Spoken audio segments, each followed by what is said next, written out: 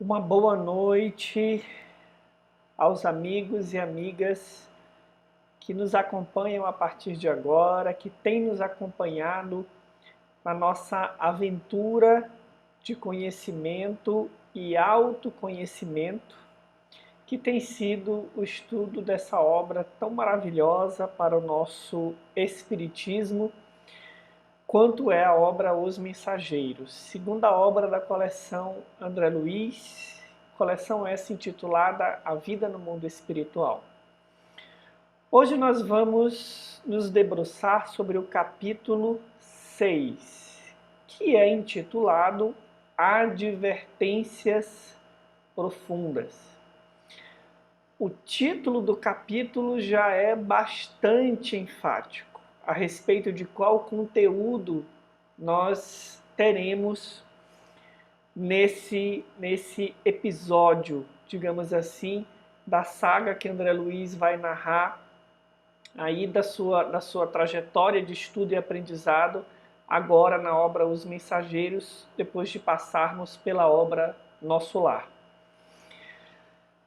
Esse capítulo ele é muito interessante porque, às vezes, eu confesso a vocês que fico imaginando se nós pudéssemos realmente ter um contato direto com os espíritos, como, por exemplo, tinha o nosso querido Chico Xavier, que psicografou essa obra que nós estudamos hoje.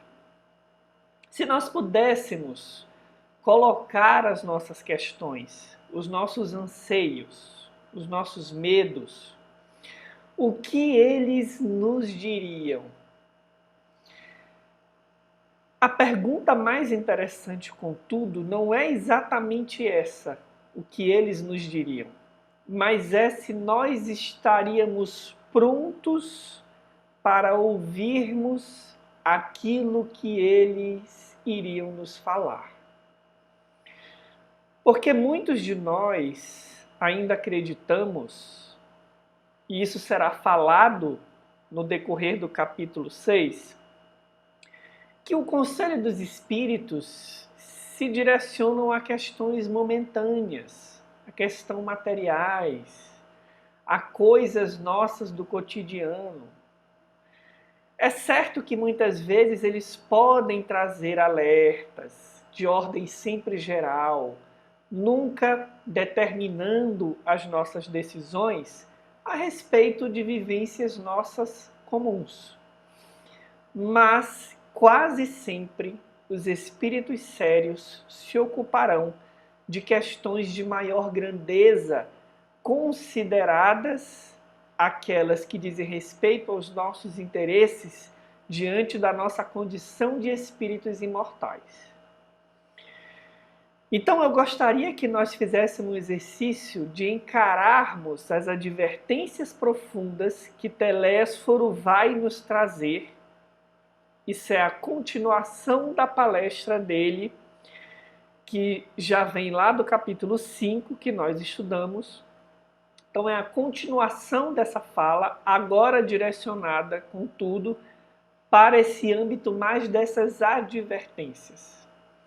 Então eu gostaria que nós encarássemos as palavras desse Espírito como se nós estivéssemos diante de alguém a quem perguntamos o que deveríamos olhar na nossa trajetória, quais cuidados deveríamos estar tendo, se nós estamos cumprindo ou não aquilo com o qual nos comprometemos antes de nascer.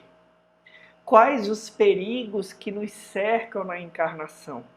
E quais os pontos que precisamos prestar atenção para termos êxito nessa jornada? É mais ou menos o grande tema do capítulo 5, mas as advertências aqui serão de natureza um pouco diferente, como nós vamos poder conferir a partir de agora. Lembrando que nós trazemos sempre trechos pequenos para não enchermos demais de texto, mas você sempre pode conferir o capítulo na íntegra ali na obra os mensageiros. Então, vamos lá para vermos o que Telésforo vai nos dizer no nosso estudo de hoje. Ele começa trazendo um dado muito interessante. Nós sabemos, em Espiritismo, que os espíritos reencarnam muitas vezes com tarefas de caráter auxiliador. Sabemos que a espiritualidade sempre envia espíritos que vêm colaborar conosco. A colaboração nem sempre se dará somente por parte daqueles de natureza superior. Ela pode vir daqueles que, arrependidos dos erros do passado, se comprometem em entregar as suas habilidades para que a humanidade possa progredir, seja no campo da inteligência ou da moralidade. Tudo isso direcionado, claro, pela tutela de Jesus. Então, Telésforo vai nos dizer aqui nesse trecho que desde as primeiras tarefas do Espiritismo renovador, então vejam que temos um marco. Desde os primeiros momentos do Espiritismo no planeta Terra, a colônia Nosso Lar tem enviado diversas turmas de trabalho ao trabalho, melhor dizendo, de disseminação de valores educativos. Sempre esses espíritos foram enviados à Terra para colaborar? Sem dúvida. Mas no que diz respeito a Nosso Lar, nós temos uma especificidade. Essa turma de espíritos imbuídos de disseminarem valores educativos é enviada à crosta planetária, principalmente desde os primeiros dias do advento do Espiritismo no nosso planeta. Então, considerado esse intermédio de tempo de pouco mais aí de 160 anos, vejam a estatística de sucesso que esse espírito vai nos apresentar. Ele vai nos dizer que alguns alcançaram resultados parciais, alguns alcançaram resultados parciais, mas a maioria tem fracassado ruidosamente. Meus amigos, imaginem o tempo necessário para planejar uma encarnação, ajustando as pessoas que vão fazer parte dela, o contexto, aonde aquele espírito vai nascer, o gênero de tarefa que ele vai fazer, o planejamento do corpo que irá lhe receber. Então, ao longo de todo esse período, mais de 1,5 séculos, Nosso Lar tem enviado espíritos para cumprirem tarefas na crosta, mas a maioria tem fracassado. Raríssimos, vejam a expressão, raríssimos, diz Telésforo, conquistam alguns êxito, né? Raríssimos, trazem algum êxito desses delicados mistérios da mediunidade e da doutrinação. Então, espíritos mergulham na encarnação comprometidos com a tarefa da mediunidade e da doutrinação, do esclarecimento espírita, aquilo que o espiritismo pode trazer de esclarecimento à humanidade. Contudo, apesar desse número de enviados, desse grande número de espíritos enviados, raríssimos têm conquistado êxito neste gênero de tarefa. Eu gosto sempre de ampliar o cenário, porque a gente pode pensar assim, mas eu não vim de Nosso Lar, eu posso não ter vindo de Nosso Lar. Mas ele fala no capítulo, a gente não trouxe aqui o trecho, que outras colônias fazem tarefa correlata a essa, de preparação de espíritos imbuídos de trabalho nessa especificidade, na área da mediunidade e da doutrinação.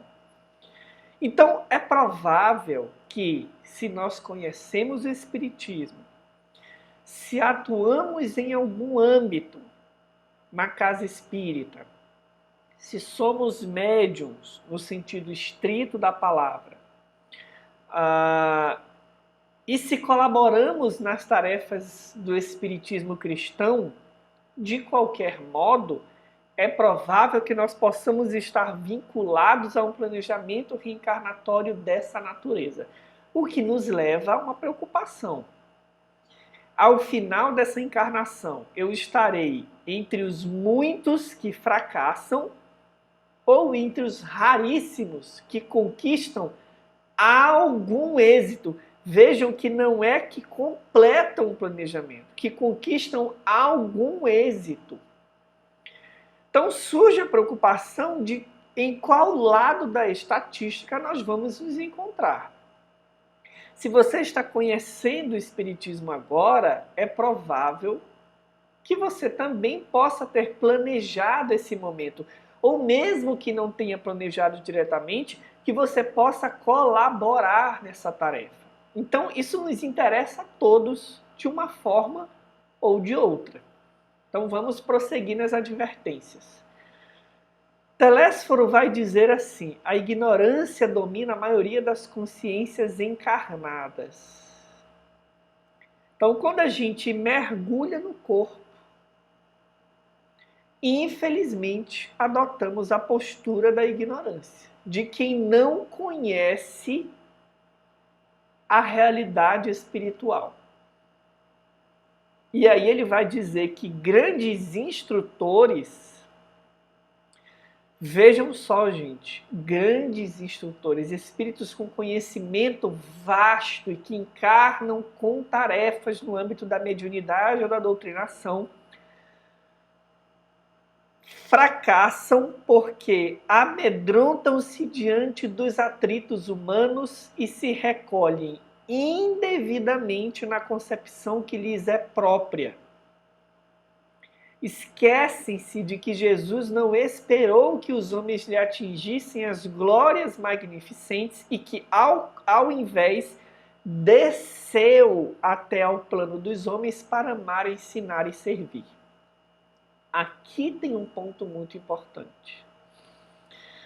O que tem acontecido com grandes instrutores? Eles amedrontam-se diante dos atritos e recolhem-se no seu saber. Vejamos, o mal ainda predomina no planeta. A ignorância domina a maior parte das consciências encarnadas. Como é que alguém que encarna com a tarefa de mediunidade ou de doutrinação, ou seja, de esclarecimento, de ser representante da luz da imortalidade num planeta em que predomina o materialismo, a ignorância e o mal ainda, como é que é possível esperar facilidades no desempenho dessas tarefas? Falando assim, parece ser um tanto óbvio, mas a verdade é que quando nós que integramos esses esforços de trabalho começamos a lidar com atritos, a gente quase sempre faz o mesmo movimento. A gente se recolhe fugindo ao cumprimento do dever. Porque dá muito trabalho, porque a gente se magoa, porque ninguém reconhece o nosso valor, porque a gente se cansa de ter que lidar com certas questões, porque a gente não quer ter paciência para esclarecer, ou porque simplesmente o nosso orgulho faz a gente acreditar que a gente não merecia estar lidando com aquele gênero de dificuldades. E aí eu gosto sempre de lembrar o caso de Jesus, que Telésforo recupera aqui, Porque ao contrário de nós outros, que precisamos desse atrito para o nosso progresso, Jesus escolheu 12 trabalhadores. E não os escolheu entre os espíritos perfeitos, os escolheu entre os imperfeitos. Pedro, Tiago, Tomé e tantos outros discípulos são espíritos de natureza imperfeita, ainda em aprendizado. E Jesus os escolheu. Como alguém que dissesse ao mundo: quem vem para colaborar precisa também cuidar, precisa aprender a lidar com os atritos naturais desse gênero de tarefa, porque a luz não vence a sombra sem passar por esses atritos que são fruto exatamente desse contato da ignorância com o conhecimento, da treva com a luz, do mal com o bem. Então, esse é um primeiro grande alerta. O que nós fazemos quando nos deparamos com as primeiras dificuldades? A gente se retrai ou a gente permanece no posto de trabalho que nos foi confiado? Mas um exemplo é possível. O próprio Chico Xavier, que quando começou o trabalho psicográfico dessas obras, foi acusado de mistificador. Dentro do próprio movimento espírita, inicialmente, a validade dessas obras não foi reconhecida. Então, o que Chico fez? Ele ficou magoado e se recolheu? Ou ele permaneceu amorosamente no seu posto de trabalho, vigilante para não cair em armadilhas, seja dos encarnados ou dos desencarnados, sempre levando em consideração que não estava isento de ser enganado pelos espíritos, mas que isso não o podia impedir de continuar cumprindo o seu dever. Então a primeira grande advertência é essa que eu coloco numa pergunta: qual a nossa postura quando no trabalho do movimento espírita a gente encontra atrito? A gente foge, se esconde no nosso saber, entre aspas, ou a gente parte para um movimento maior de servir? Porque quando o atrito aparece é que a gente sobe de nível. Aí a gente pode começar a servir. Sigamos. Alguém poderia pensar, diante de todas essas dificuldades que são colocadas, que a Terra é um vale de lágrimas, é um local de provas, expiações, né? Nós espíritas, quando falamos essa expressão, a gente fala assim com peso. A Terra ainda é um planeta de provas, expiações, e vai aquele peso todo naquilo que a gente está falando. Mas a visão de Telésforo, diante dos atritos que aqueles que reencarnam com a tarefa de esclarecimento encontram, não é essa. Não é de alguém que sofre com aquele peso. Vejam só qual é o entendimento dele a respeito disso. Cesse para nós outros a concepção de que a Terra é o vale tenebroso destinado a quedas lamentáveis. E agasalhemos a certeza de que a esfera carnal é uma grande oficina de trabalho redentor. Não há redenção sem, para usar uma expressão do benfeitor espiritual Emmanuel, sem acrisolamento da alma ao espírito de serviço. Então, quem serve tem que se perguntar: por que eu faço o que eu faço? Faço para ir para uma colônia espiritual após desencarnar? Faço para ter reconhecimento dos outros? Ou faço para servir? E quem serve aprende a lidar com as dificuldades da tarefa. Sem autoritarismo, mas sem fuga, servindo. E isso só é possível, essa experiência, em um local que nos forneça o contexto para isso. E a Terra é esse local. Por isso que ela é uma oficina de trabalho redentor. Preparemo-nos para a cooperação eficiente e dispensável. Esqueçamos os erros do passado e lembremos-nos de nossas obrigações fundamentais. E aqui ele vai chegar no resumo, na síntese de tudo que ele vai falar nessas advertências. A causa geral dos desastres mediúnicos é a ausência da noção de responsabilidade e da recordação do dever a cumprir. Vamos lá de novo, gente. A causa geral dos desastres mediúnicos é a ausência da noção de responsabilidade, pegar para si a tarefa e cumprir sem esmorecimento, sem ciúme, sem orgulho, a noção de responsabilidade e da recordação do dever a cumprir. Alguém poderia dizer, mas eu não lembro, eu poderia lembrar do planejamento que eu fiz antes de reencarnar para eu poder me recordar.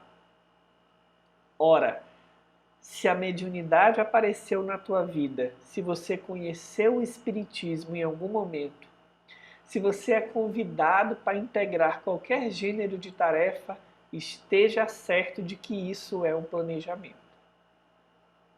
Ou, se não um planejamento prévio, a intervenção de alguém que te ama muito do lado de lá e que, às vezes, por uma intercessão, pediu que você chegasse às portas de um centro espírita. Para todos nós, não cabe, portanto, essa desculpa de que não lembramos do fato, porque o dever, ele é claro quando a vida nos traz essas oportunidades ou quando a vida nos lembra, às vezes, pela própria dor, de que nós temos tarefas a cumprir. Sigamos. Vejam só o que ele vai lembrar. Quantos de vós fostes abonados aqui por generosos benfeitores que buscaram auxiliar-vos, condoídos de vosso pretérito cruel? Meus amigos, nós fomos ajudados muitas vezes por meio de intercessões. Espíritos que nos amam usaram os recursos e os créditos que detinham para que nós pudéssemos receber a oportunidade que nós temos. Alguém intercedeu por nós nessa encarnação, para que a gente pudesse estar onde estamos, com as facilidades, entre aspas, e com as dificuldades, entre aspas, também que nós temos, porque tudo é parte de um contexto que nos favorece. Só que, o que tem acontecido? Telésforo vai explicar. Quando o Senhor vos enviava possibilidades materiais para o necessário, regressáveis à ambição desmedida. A gente reencarnou e disse assim, eu quero ter o necessário para cumprir bem a minha tarefa. Na mediunidade, na doutrinação. Quando o necessário chegou, a gente abandonou a tarefa com a desculpa de que tinha que ter mais do que o necessário. Não se contentando com o necessário, que era uma salvaguarda, exatamente para que a nossa atenção não se desvirtuasse para excessos. Com a desculpa de que para sustentar os excessos a gente nunca tem tempo para o trabalho no bem. Ante o acréscimo de misericórdia do labor intensificado, agarrastes a ideia da existência cômoda. Então, muitos de nós, para termos o necessário, precisamos trabalhar mais. E isso é uma salvaguarda. Mas a gente reclama de que queríamos ter uma existência mais cômoda, mais fácil. E nessa busca desenfreada, vamos deixando para trás os deveres assumidos. Junto às experiências afetivas, preferistes os desvios sexuais. Então, nas nossas vivências de afeto, a gente descamba para desvios da sexualidade. E não falamos aqui de nenhum modo de manifestações da sexualidade, mas de lesão que nós causamos aos outros e a nós quando enganamos consciências alheias e a nós mesmos. Ao lado da família, voltastes à tirania doméstica. E aos interesses da vida eterna, sobrepusestes as sugestões inferiores da preguiça e da vaidade. Então, no âmbito familiar, a gente manda e é obedecido. Mas acrescenta o Evangelho segundo o Espiritismo, que a gente se esquece de dizer que também é detestado.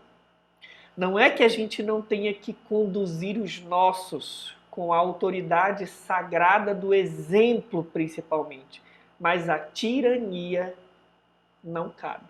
A violência no ambiente doméstico não cabe.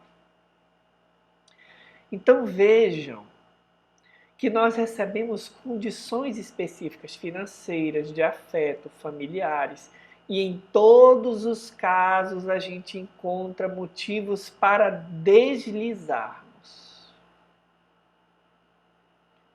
São deslizes que a gente comete.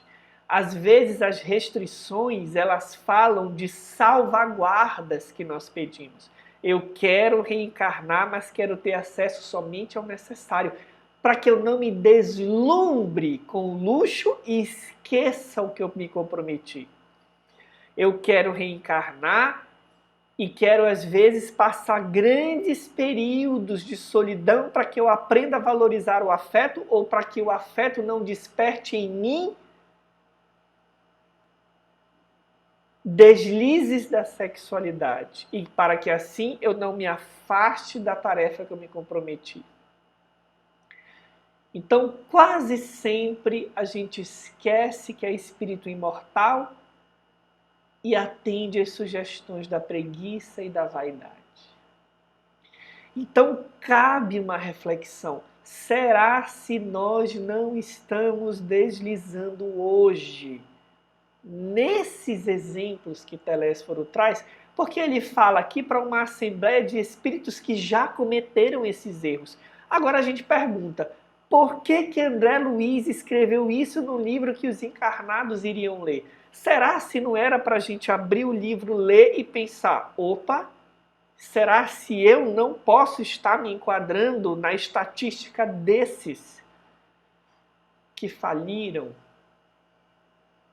É por isso que o título do capítulo é Advertências Profundas. Vamos à frente. Então, vejam só o que ele vai nos dizer. Telésforo vai lembrar agora como é que tem sido a nossa relação com o Espiritismo.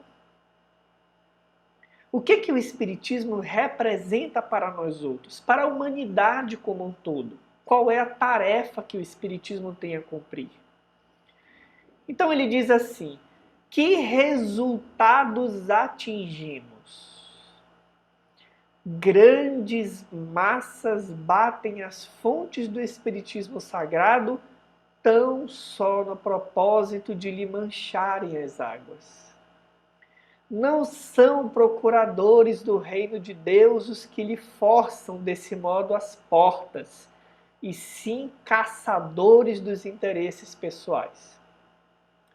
São os que desejam ouvir os espíritos desencarnados receosos da acusação que lhes dirige a própria consciência. A pergunta aqui é: o que nós procuramos na doutrina dos espíritos? A fala de Telésforo não é em tom acusatório, porque é compreensível que muitos de nós cheguemos a um centro espírita querendo uma cura imediata, um recado de um familiar desencarnado, a certeza de que ele permanece acolhido pelos espíritos amigos. Queremos a solução de problemas de natureza cotidiana. É compreensível que a gente busque isso. Mas será se é isso o que uma revelação da natureza do Espiritismo tem na sua essência para nos oferecer? Ou será se a tarefa do Espiritismo não é exatamente nos municiando do conhecimento de que somos espíritos imortais, da lembrança desse fato que é uma lei de Deus que está na natureza, não nos comportemos com a dignidade devida diante das provas, com a resignação necessária para que a gente possa usufruir o direito, diz Emmanuel, de sofrermos essas provas para que possamos retornar com patrimônios nas mãos que nos elevem à condição espiritual. Então, diante dessa reflexão, será se é justo? Compreensível é, mas será se é justo que a gente queira facilidade quando batemos as portas de uma doutrina que nos lembra a condição de espíritos imortais, que precisam passar por provas e expiações para que encontrem a felicidade, porque estarão se depurando das suas imperfeições? Ou será se nós vamos continuar querendo fazer do Espiritismo uma porta que nos garanta facilidades na vida material que é passageira? Então não é em tom acusatório, mas é uma advertência profunda. E não é que nós não devamos buscar nem solicitar o auxílio dos amigos espirituais, mas às vezes esse auxílio significa eles pegando na nossa mão e dizendo: filho, é a prova que você precisa. Retire dela o máximo de virtude que você puder, para que você possa voltar melhor. E nós que nos empenhamos, que intercedemos para que você pudesse ter essa encarnação, nos regozijamos se você voltar melhor, porque nós te amamos. O que nós temos buscado no Espiritismo é a pergunta em forma de advertência profunda que Telésforo nos faz.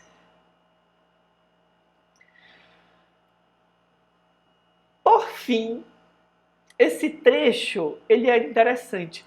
Parece que ele foge um pouco do tom do capítulo, mas só parece.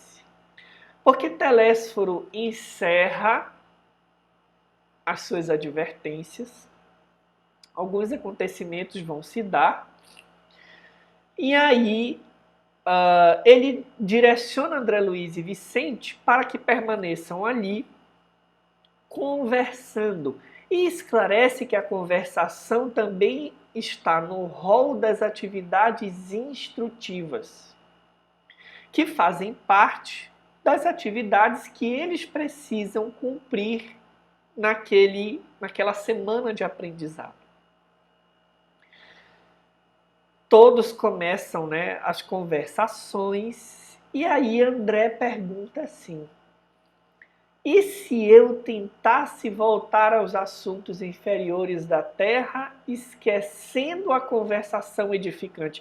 Porque não é qualquer conversa que se tem naquele espaço. Quando os espíritos falam das suas quedas e recebem conselhos, quando eles falam das suas experiências, isso não é fofoca, isso é conversação edificante. Porque o tom não é condenar o erro, é aprender com ele. Mas é claro que, lembrando essas experiências, sempre se pode descambar para uma conversação menos digna. E aí André então pergunta: e se eu voltasse aos assuntos inferiores da Terra? E aí Vicente, que é o seu companheiro de aprendizado naquela semana, sorri e retruca: o prejuízo seria seu, porque aqui a palavra define o espírito. E se você fugisse à luz da palestra instrutiva, nossos orientadores conheceriam sua atitude imediatamente, porquanto sua presença se tornaria desagradável e seu rosto se cobriria de sombra indefinível. Gente, isso aqui, eu confesso a vocês, me deixou arrepiado. Porque no plano dos encarnados, a preocupação, quando a gente conhece o Espiritismo, isso se amplia, né?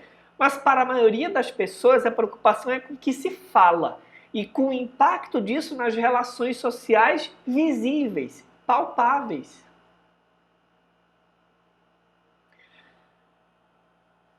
Em nosso lar, a palavra define o espírito.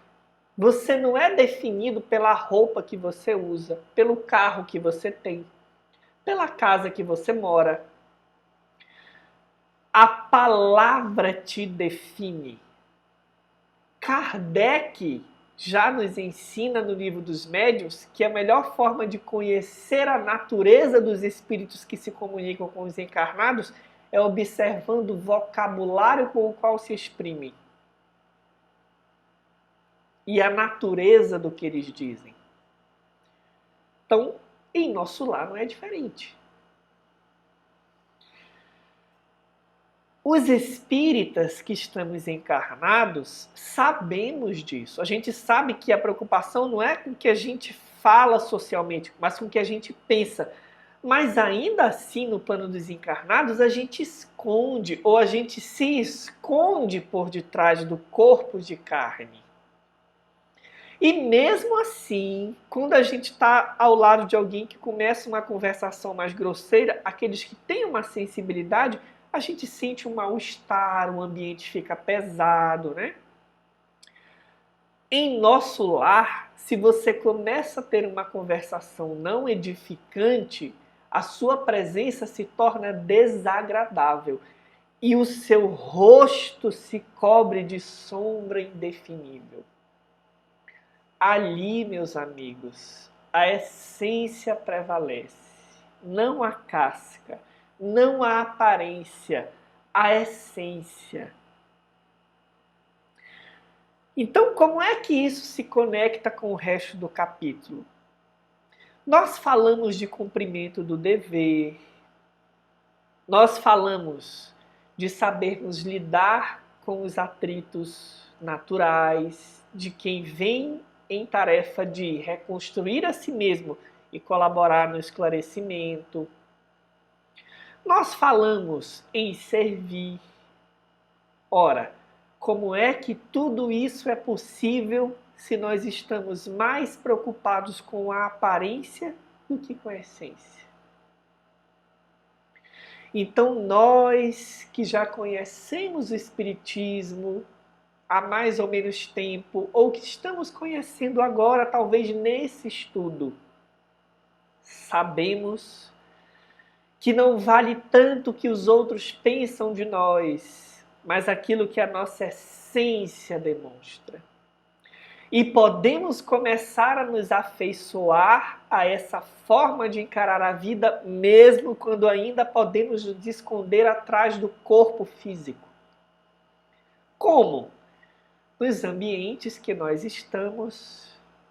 Não vamos pensar, e se eu falar isso, como serei visto? Vamos pensar, eu estou pensando alguma coisa, o que eu estou emitindo no ambiente? Nós já podemos começar a nos afeiçoar a essa disciplina. E, na verdade, isso nos ajuda a vivermos como espíritos imortais. E quem vive como espírito imortal está um passo mais à frente de cumprir o seu planejamento encarnatório.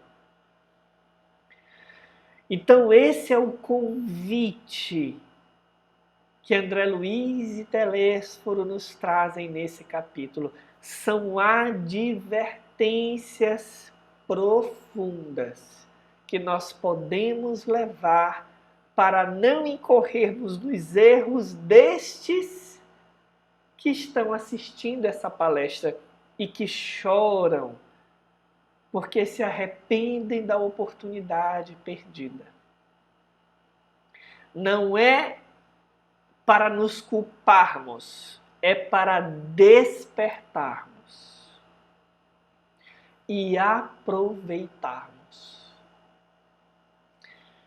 Que Jesus nos abençoe nas reflexões que nós vamos fazer a partir desse estudo, para que no mundo de hoje nós caminhemos despertos, de olhos espirituais abertos, para que a partir da bênção de recebermos essa informação, sejamos aqueles que colaboram discretamente.